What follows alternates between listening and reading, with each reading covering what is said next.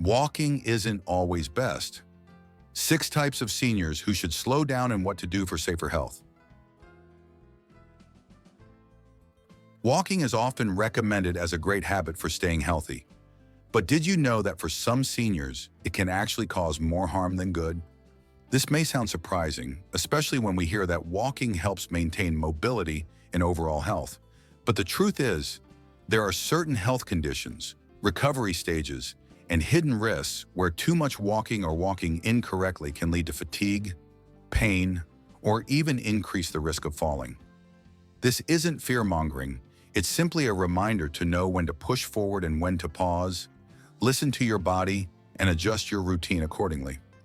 As we age, everything changes: blood pressure, joint strength, balance, and stamina. What worked at 50 might not be as effective at 75. So the real question is, are you truly listening to your body with every step, or are you pushing through without realizing the risks?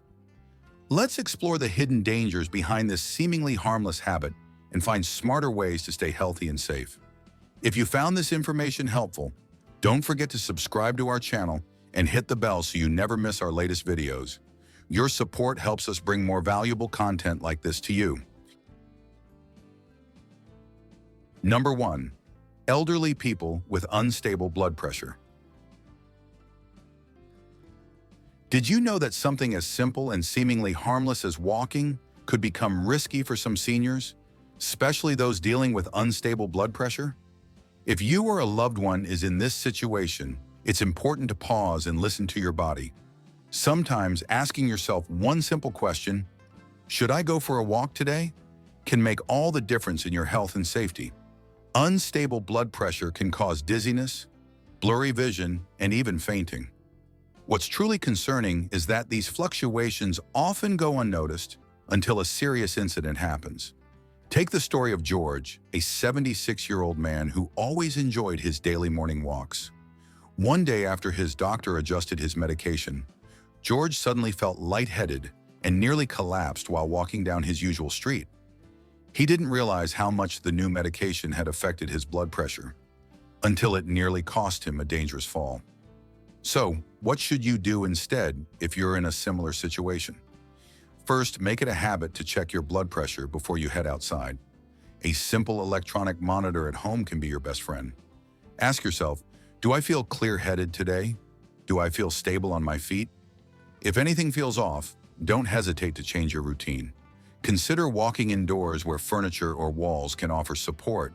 Or better yet, walk with a friend who can assist if needed. Adjust your walking route to avoid hills, long distances, or areas without shade.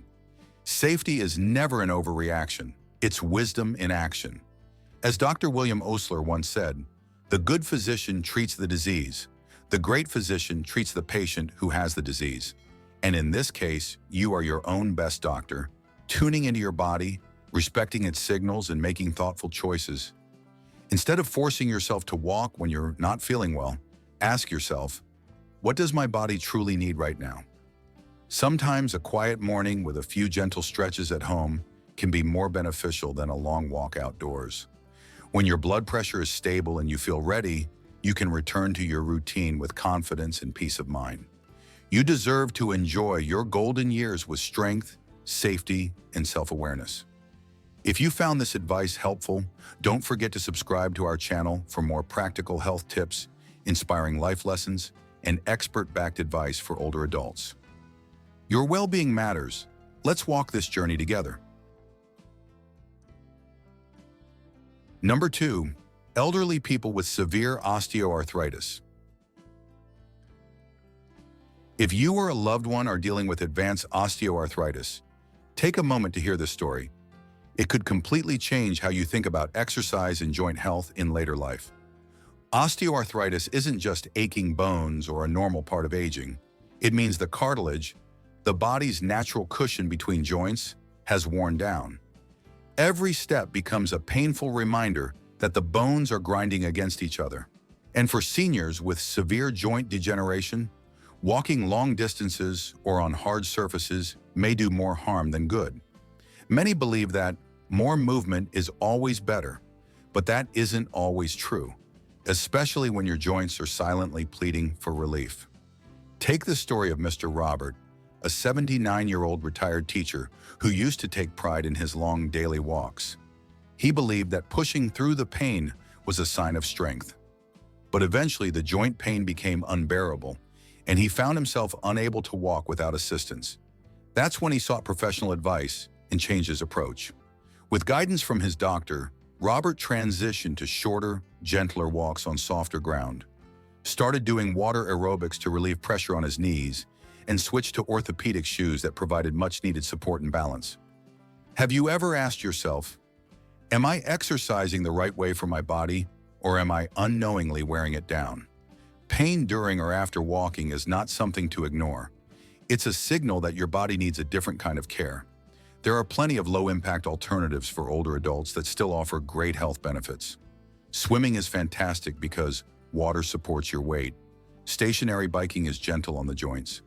Even chair yoga can improve flexibility, circulation, and strength without putting pressure on fragile knees or hips.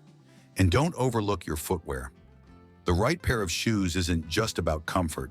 It's a crucial tool for protecting your joints, improving posture, and reducing the risk of falls. Investing in supportive shoes can make a world of difference in your mobility and confidence. As Hippocrates once said, walking is man's best medicine.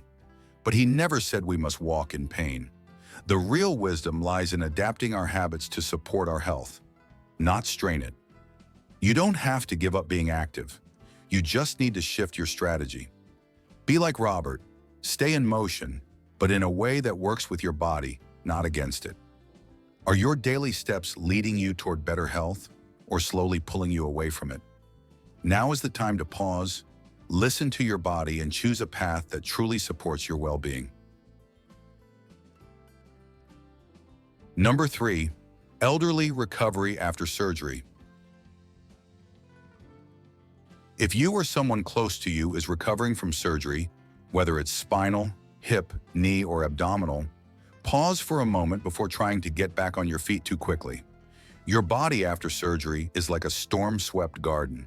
It needs time, patience, and care to bloom again. Walking too soon might seem like a sign of strength, but in reality, it can strain healing tissues, muscles, and nerves, potentially setting you back instead of moving you forward. Let me tell you the story of Richard, a 76-year-old man full of determination. After undergoing back surgery, he believed that walking early would speed up his recovery, but he pushed himself too soon. The result? Strained muscles, prolonged pain, and a much longer road to full recovery. Looking back, Richard admitted, "If I had just listened to my body and taken it slow, I wouldn't have gone through all that unnecessary pain." So what's the real message here? Often we carry a mindset of powering through, thinking it's a sign of resilience. But true strength lies in listening. Listening to your body, to your doctor, and to the subtle signals that say, rest now, heal first. Ask yourself, am I truly helping my body recover, or am I unknowingly getting in its way? That simple question can transform your approach to healing. The best advice I can give you today is this: follow your doctor's guidance closely and don't skip physical therapy. A good physical therapist won't just help you regain strength, they'll teach you how to move safely, protect your healing areas, and build stability step by step. Recovery isn't about doing more, it's about doing what's right. As Dr. William Osler, one of the founding fathers of modern medicine, once said, care more for the individual patient than for the special features of the disease. Your journey matters. Every careful step, every moment of rest is part of that healing. There's no medal for rushing, but there's peace in knowing you're healing the right way. So the next step is yours. Will you choose speed or wisdom? If you found this story helpful or know someone who needs to hear it, don't forget to hit that subscribe button. We're here to share more practical, inspiring advice every week to help you and your loved ones live stronger, healthier lives, especially in the golden years. Number 4, elderly with peripheral neuropathy.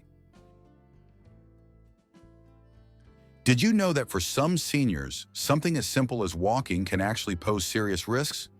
Especially for those living with peripheral neuropathy, where damaged nerves in the feet lead to numbness, poor balance, and slower reflexes.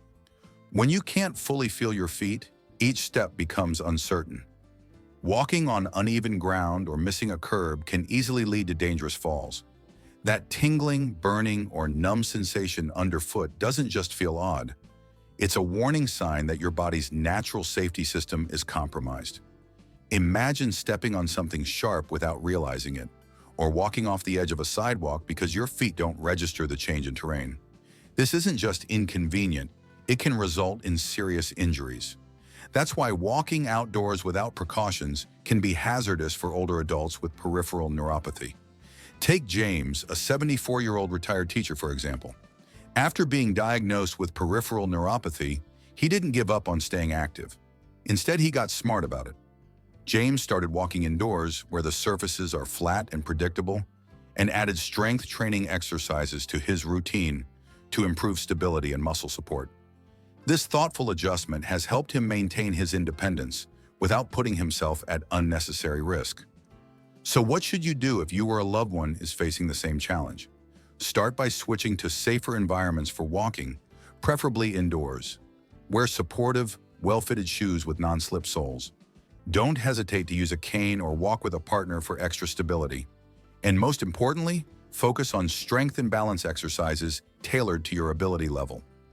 Movement is still vital, it just needs to be done wisely. As the great Maya Angelou once said, do the best you can until you know better. Then when you know better, do better. The goal isn't to stop moving, it's to move smarter. Ask yourself, are your daily routines still serving your health and safety? Are there small changes you can make today to stay active without risking your well-being? Growing older doesn't mean giving up your independence. It means learning how to adapt. And those who adapt well, thrive. Number 5, elderly people with unexplained fatigue or shortness of breath. If you're a senior who often feels tired or short of breath during a simple walk, it's time to pause and truly listen to your body. Many people assume that fatigue and breathlessness are just part of getting older, but the truth could be far more serious. These symptoms might actually be early signs of heart or lung problems that should never be ignored. Ask yourself, is this just aging, or is my body trying to tell me something important? Take the story of Walter, a 76-year-old man who enjoyed his daily walks for years. One day he noticed he couldn't go as far without feeling exhausted and short of breath. Like many, he brushed it off as just getting older. But the symptoms got worse until he finally visited his doctor. The diagnosis? A heart valve condition that had been quietly progressing. Thankfully, it wasn't too late, but it could have been. Walter's experience is a reminder that not all fatigue is harmless. If you find yourself slowing down more than usual, struggling to catch your breath, or needing to rest frequently during a light walk, don't ignore it. These could be red flags of serious conditions like heart failure or COPD, chronic obstructive pulmonary disease. As the ancient Greek physician Hippocrates wisely said, if you are not your own doctor, you are a fool. So what can you do instead of forcing yourself to walk through discomfort? Try gentler activities like senior yoga, stretching exercises, or guided breathing and meditation. These practices are kinder to your heart and lungs while still helping with circulation and overall well-being. Most importantly, get checked by a medical professional before continuing any exercise routine. Your body speaks. Are you listening? Every heavy breath, every unexpected wave of fatigue is a silent message. And remember, taking care of your health isn't just about living longer. It's about living better. As Maya Angelou said, nothing will work unless you do. So start today. Book that doctor's appointment if something feels off, and take one step closer to a healthier, happier life. If you found this advice helpful, don't forget to like, share, and hit the subscribe button to get more life-changing tips for seniors, practical health advice, and inspiring stories every week. Let's walk this journey together, smarter and stronger. Number 6, older people with balance problems or fear of falling. Have you ever stopped to think how just one misstep could change everything? For older adults, especially those struggling with balance or living in fear of falling, Something as simple and healthy as walking can suddenly become risky. As we age, our muscles weaken, our reflexes slow down, and the systems that help us stay balanced begin to falter. Each step starts to feel less certain, and fear quietly takes the place of confidence. Take the story of Margaret, a 75-year-old woman who once found joy in long nature walks. But over time, she began to feel less steady on her feet. A near fall one afternoon was the wake-up call that changed everything. She gave up walking altogether. Her world became smaller, and her independence started slipping away. But things took a turn when her doctor suggested a different approach. Instead of avoiding movement, she could focus on improving balance first. Margaret began doing gentle exercises like Tai Chi and chair yoga. She also started using a walker for added support. But the real breakthrough came when her daughter joined her for short walks around the neighborhood. Little by little, Margaret rebuilt her confidence, and with it, her freedom. If you find yourself hesitating to walk because you're afraid of falling, you're not alone. But rather than giving up, ask yourself, what can I do differently to stay safe and keep moving? One powerful step is to focus on balance training. Simple practices like shifting your weight from one foot to the other, standing on one leg while holding a chair, or doing slow, mindful movements can strengthen the muscles that protect you from falling. It's also important to make your environment work for you. Choose flat, well-lit walking paths. Avoid uneven ground and cluttered areas. Use walking aids like canes or walkers without shame. These tools are there to empower you, not limit you. And remember, walking with a loved one can turn fear into fun and hesitation into hope. As George Bernard Shaw wisely said, we don't stop playing because we grow old. We grow old because we stop playing. Staying active isn't just about fitness. It's about preserving your joy, your independence, and your connection to life itself. So, are you taking the right steps for your health and safety? Are you listening to your body and giving it the tools it needs to thrive? Don't wait for a fall to teach you what prevention could have protected. Start today, start small, but most importantly, keep moving forward at your own pace with confidence.